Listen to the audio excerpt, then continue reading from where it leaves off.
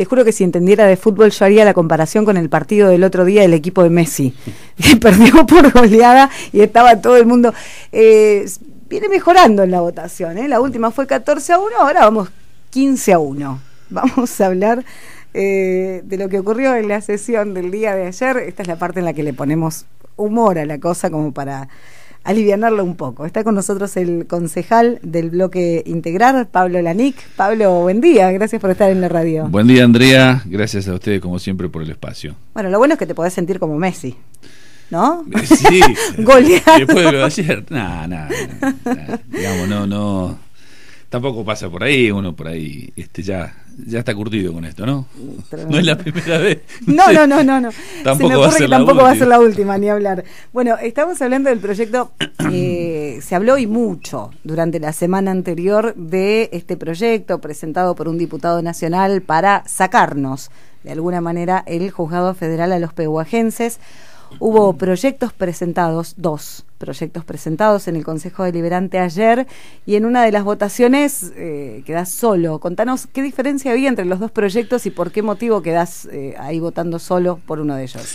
Bueno, hubo 2 proyectos, uno que presentó el oficialismo y otro que presentamos en conjunto mi bloque y el bloque de Cambiemos.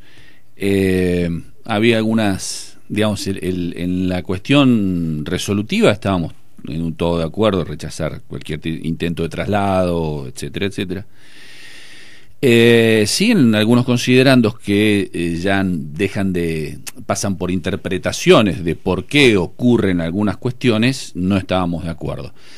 Yo te digo, de haber cubierto durante décadas el Consejo Deliberante como periodista, lo que ocurría normalmente eran que las interpretaciones quedaban para las argumentaciones en el recinto, al menos cuando se buscaba algún consenso. Claro. Entonces, el texto quedaba,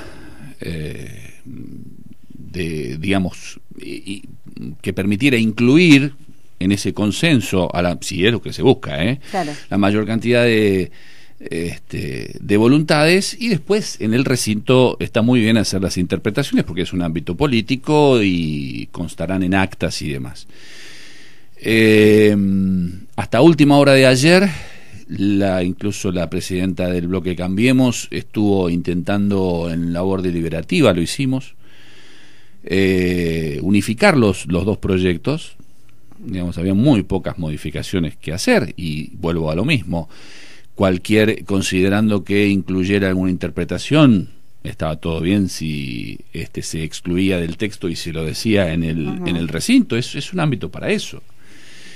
Pero bueno, no ni siquiera se argumentó por qué no, pero no. Evidentemente no había voluntad de consensos. Yo ponía anoche, cuando uno busca consensos, uno se basa en las coincidencias, y si uno no quiere el consenso, lo que amplifica, pone la lupa, es en las diferencias, ¿no? Ahí uno puede ver cuál es la voluntad.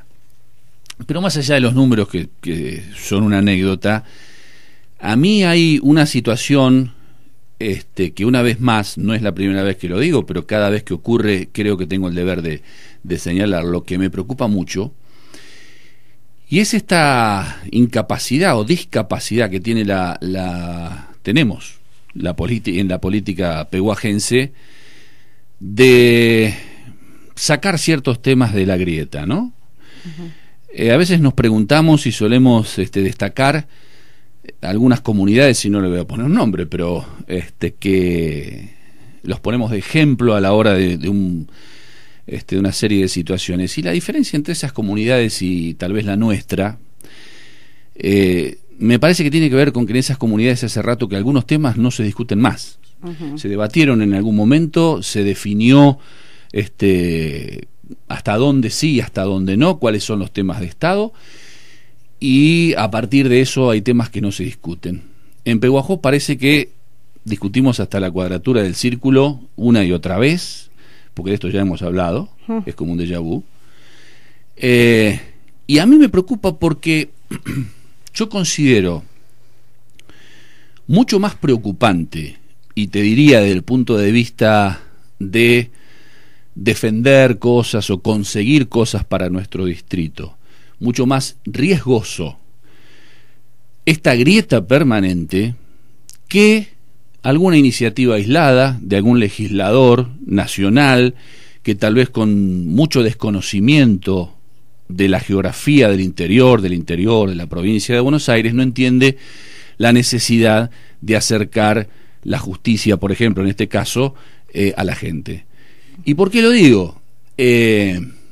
Si mañana entramos en una competencia para conseguir algo para Pehuajó, otro juzgado, otra repartición, una empresa, lo que fuera, y entramos en competencia con una comunidad de estas que te digo, que solemos poner de ejemplo, pero que monolíticamente responden a cuestiones de Estado, si mañana nos van a sacar algo, va a ser mucho más fácil sacárnoslo a nosotros, que tenemos esta reacción, nos van a encontrar acá hablando de que el círculo es cuadrado, mientras en alguna de estas comunidades vecinas irán oficialismo, no importa cuál fuera, oposición, no importa cuál fuera, fuerzas vivas, instituciones, a decir, gente, nosotros estamos todos pensando lo mismo, vengan para acá, claro, que los vamos a tratar mucho mejor. Y nosotros seguiremos discutiendo que el círculo es cuadrado. Bueno, pasó con el tema del agua. Y estábamos trabajando juntos en periodismo en ese momento cuando todos los distritos reclamaban por el agua, pero solo 9 de julio logró la planta potabilizadora. Sí, claro. ¿No? Claro. Pero 9 de julio hacía manifestaciones de centenares de personas. Casares, la misma situación, y nosotros no. Y no tenemos planta, de hecho. Seguro. Bueno, yo creo que ese es el gran desafío que tiene, y en alguna cuestión ya lo doy, a ver, por perdida esa pelea, al menos por este año, pero digo, la próxima gestión tendrá que encarar ese desafío. Yo creo que, y siempre lo digo también, el que me escucha dirá que estoy repitiendo, pero lo creo y lo creo obsesivamente. Yo tengo la certeza de que ha habido una estrategia que por ahí ha sido desde lo político partidario muy efectiva, de dividir para reinar, pero cuando lo que se pretende es gobernar hay que unir, digamos, hay que desandar ese camino para construir otro. Hace unos días cuando asistíamos a un homenaje al expresidente, el doctor Raúl Alfonsín, recordaba que él siempre decía que yo allá en el 83 tenía 13 años, en mi época, y el retorno de la democracia fue algo que, bueno, el que lo ha vivido solamente lo puede entender, porque era algo nuevo para nosotros. 13 años prácticamente no tenía ningún registro consciente de lo que era la democracia, y la verdad que se vivía después de aquella tremenda y oscura noche de la historia argentina, lo vivimos con mucha pasión hasta siendo adolescentes, ¿no? Y yo siempre recuerdo, era un gran orador el doctor Alfonsín, pero era una época de grandes discursos también, pero el expresidente lo decía en sus discursos y en las notas que daba periodísticamente. Él decía que se planteaba el gran desafío de sembrar valores colectivos en los argentinos para pasar de pueblo a nación, ¿no? Y parecía un juego de palabras, pero no. Él decía, hablaba de aquel sentido de pertenencia, de identidad, de sentirnos parte de algo, de un proyecto, de un destino, de un futuro, y salvando enormes diferencias. Yo creo que ese también es un desafío para la próxima gestión. Sembrar esos valores colectivos, desandar un camino que lamentablemente se eligió en algún momento por conveniencia político-partidaria, para que dejemos de ser ciudad y pasemos a ser comunidad, que dejemos de ser habitantes y empecemos a ser vecinos. Y no es un juego de palabras, es una cuestión mucho más profunda. Que ser pehuajense deje de ser una cuestión geográfica. Hoy parece que ser pehuajense es porque si hubieras nacido 50 kilómetros más acá o más allá, por ahí ya no lo sos.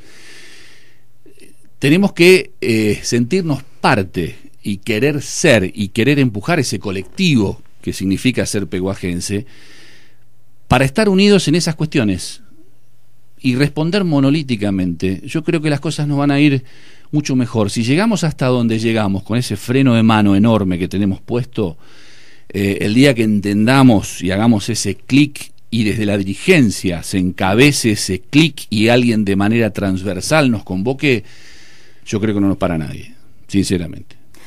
Bueno, hay un tema que parece unir a muchos de distintos sectores en los últimos días y tiene que ver con lo que está ocurriendo en la cooperativa eléctrica.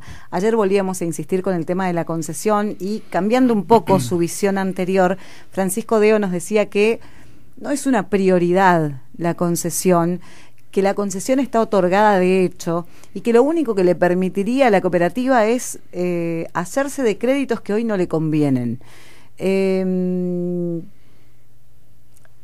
Hablábamos de una cuestión de formas también, es decir, sí, está la concesión es de hecho porque no hay otro prestador que pueda brindar el servicio en Pehuajó, pero hay una cuestión legal, hay una cuestión formal que se incumple hace tanto tiempo. Y en eso, ayer, bueno, entre los vencimientos, los cortes, 5.000 cortes hay previstos en la cooperativa y demás, veíamos que la gente sí se está uniendo en ese sentido. ¿Podrá ser este uno de los temas que empiece a unir a los pehuajenses? ¿Por qué no? A ver, el tema de las prioridades sí es un tema subjetivo, y tal, respeto a la opinión, no coincido, pero eso se puede considerar. Ahora, tampoco es un tema estrictamente de forma la concesión, ¿eh? Es como si yo bajándome del auto recién te digo, mira, tener el carnet de conductor o no tenerlo es exactamente lo mismo. Total manejo, de hecho. Total, ¿en qué me modifica poner la luz de giro en una esquina o no ponerla, tener el carnet o no tenerlo? Bueno, es una cuestión que corresponde, porque además eso trae aparejado un montón de situaciones que hacen a la calidad del servicio, a la licencia técnica, un montón de cuestiones que van en la mejora del servicio. Yo no sé cuál es el método de financiación que está consiguiendo hoy la cooperativa eléctrica, pero para que se entienda, la concesión fundamentalmente lo que permite es ingresar al mercado eléctrico mayorista. Si vos me preguntás cuál es el mejor negocio de la historia de la República Argentina, yo te digo que es el de Edén. Edén en Pehuajó. Claro. Edén en Pehuajó toma la energía de Trasba, se da vuelta y se la vende a la cooperativa sin nada, digamos, hay 20 metros, es el costo de transportarlo 20 metros hasta el primer transformador. Claro. Es un negocio redondo. El mercado eléctrico mayorista, la diferencia es la que todo el mundo se imagina, es entre comprar en un kiosco algo o ese kiosco comprándole al mayorista. El precio claro. No es el mismo. No es el mismo. Bueno, nos explicaba algo del precio que dijo, depende de la temporada, la conveniencia del precio, porque tiene que ver con oferta y demanda, y a veces no te conviene. A ver, ¿será que es filántropo la gente de Edén? Es decir, si Edén compra 2, mínimo te lo tiene que vender a 3, ¿o no? Sí, claramente. Si salvo que pierda plata.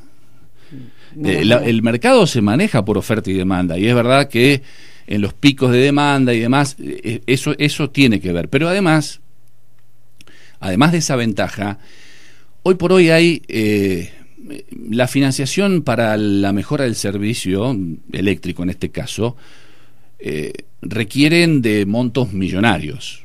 Millonarios. No estamos hablando de algo que pueda hacer la cooperativa, ninguna distribuidora, con una financiación allí cortita y chiquita. Estamos hablando de cifras, si lo que se pretende es mejorar el servicio realmente, son cifras enormes. Y está previsto, hay organismos que a tasas imposibles de conseguir por otra vía, no hay otra, y menos en la coyuntura económica que estamos hoy, no hay manera de conseguir esa financiación a esas tasas que no sea a través de estos organismos. Y estos organismos, el requisito que ponen, lógico, es que se tenga la concesión del servicio. ¿Por qué?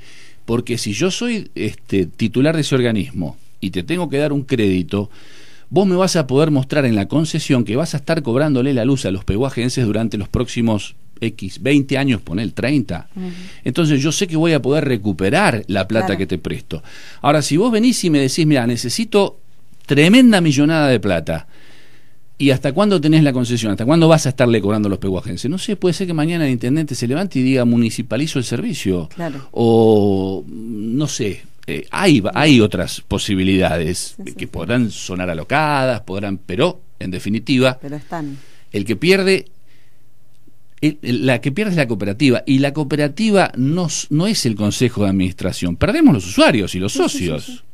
Entonces, todos esos beneficios se traducen en mejor calidad del servicio, que hoy está dejando bastante que desear. Al menos hablo en lo personal, y por lo que hablo con mucha gente de distintos sectores de la ciudad con cortes permanentes, y se entiende porque la inversión que requiere el mantenimiento y la mejora del servicio es varias veces millonaria, y hoy la cooperativa sin concesión no está en condiciones de acceder al menos a tasas lógicas. Bueno, de hecho no está en condiciones de solventar el gasto de este cambio que implementaron y poder anticipar un pago sin que la gente le pague. Sí, claro. Y son todos beneficios, el de conseguir la energía en mejores condiciones, el de poder acceder a tasas de financiaciones bajísimas y subsidiadas para poder invertir en la red. Son todos beneficios que van directamente a nosotros, a los socios usuarios, porque vamos a tener mejor calidad de servicio, no se van a quemar los aparatos, cada vez que llueva no se va a cortar la luz, porque tal vez tengamos una cooperativa con más espalda para aguantar determinadas situaciones como esta. Entonces, es un criterio esto de decir no es una prioridad. Para mí sí debería serlo, y lo digo, en este caso no lo digo ni siquiera como concejal, lo digo como socio. Es decir, si mi cooperativa, porque es mi cooperativa, hoy tuviera la concesión, yo creo que yo como socio me vería, y como usuario me vería muy beneficiado. Entonces, está bien, es un problema nuestro, el de los socios y usuarios, que no hacemos ver a quiénes son nuestros empleados, que no es por ahí, que es por otro lado del camino, pero tal vez sea el momento también, ¿por qué no? No lo sé. Nosotros lo propusimos de Consejo Deliberante, en este caso sí, como concejales y como poder concedente. Las matemáticas, a pesar de lo que se dijo ese día en el recinto, nos dijeron que no. Siguen siendo las mismas matemáticas y no ha cambiado un ápice tampoco la postura del oficialismo, con lo cual no sé si tiene sentido insistir por ese lado, pero tal vez sean los socios los que puedan empujar ese cambio. Pablo, en la próxima sesión del Consejo Deliberante se va a tratar la rendición de cuentas. Si bien sabemos, es un documento extensísimo, hay un montón de números y de documentos por mirar, es un trabajo arduo. Hay un punto que nos interesa y que hemos visto que has hecho bastante hincapié, tiene que ver con el fondo educativo, con el dinero que llega desde la provincia a Pehuajó para aplicar en educación, sobre todo después de que ayer, a través de un comunicado en las redes sociales y a través de prensa, el intendente habla de que tiene que solventar el gasto de los comedores escolares porque se están quedando sin alimentación. Mirá, la rendición de cuentas es tan abarcativa que uno normalmente se concentra en determinadas cuestiones para tratar de profundizar, y más uno que no es un especialista, ¿no? En realidad nosotros en el grupo la estamos analizando, ayer tuvimos otra reunión, pero este tema nos preocupa bastante porque tiene que ver con la subejecución del Fondo de Financiamiento Educativo. Lo que estamos viendo del año 2018, lo publicaba el otro día en las redes, de lo que llegó, hablo de números redondos, ¿no? Porque no son exactos. De lo que llegó, se utilizó poco más de 7 millones y sobraron, esto lo digo entre comillas, y hago los dos deditos al aire, sobraron casi 30 millones de pesos.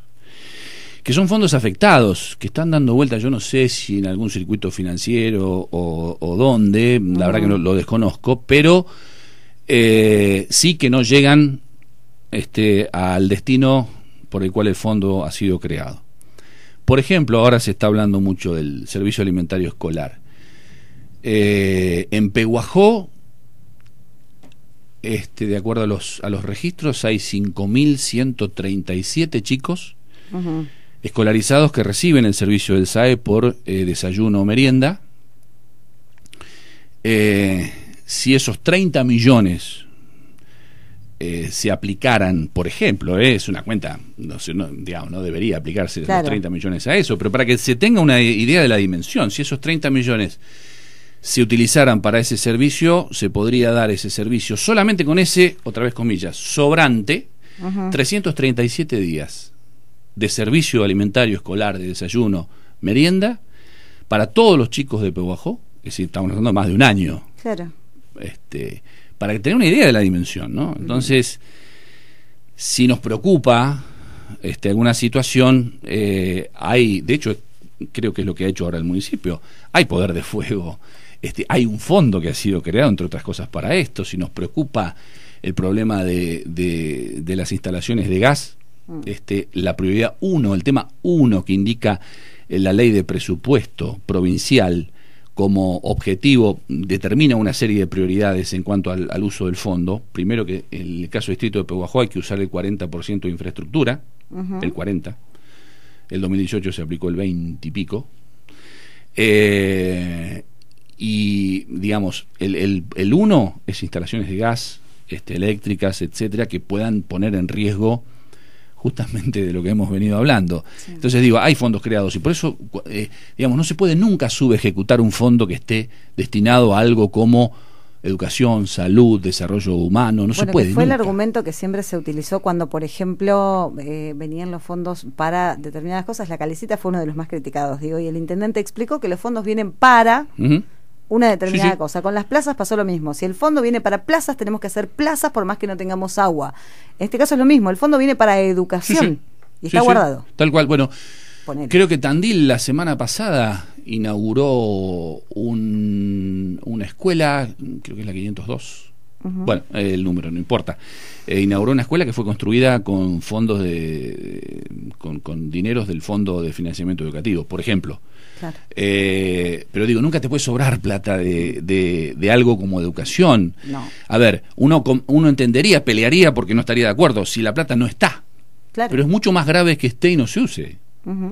Es decir, nos da bronca cuando algo no está y peleamos para que esté, pero si está y no se usa, para mí es de una gravedad. Por eso también casi obsesivamente estoy con ese tema, porque además lo venimos observando en las últimas rendiciones de cuenta que viene ocurriendo. No solo, además, esto ha trabajado muy bien el bloque Cambiemos, de un uso demasiado, a ver cómo llamarlo, fronterizo en cuanto a lo que es materia educativa. A veces se han utilizado para cuestiones culturales, recreativas, cuando hay necesidades más urgentes. Yo no digo no sea importante, pero digo que entre lo importante y lo urgente siempre debería tener prioridad. Pero no solo eso del cuestionamiento a lo que se usa, sino fundamentalmente lo que se subejecuta y no se usa para nada. Entonces, bueno, seguramente ese va a ser uno de los temas de los que nos vamos a ocupar en la rendición de cuentas, que es uno de los números que estamos analizando. Ya lo venimos haciendo en las últimas rendiciones de cuentas, pero que nos preocupan mucho, sinceramente. Pablo, como siempre, te agradecemos muchísimo por la visita y bueno, por toda la información. Muchas gracias a ustedes por el espacio. Pablo Lanic, concejal del bloque Integrar. Sería el Messi del Consejo Deliberante que pasaba en esta mañana de la radio.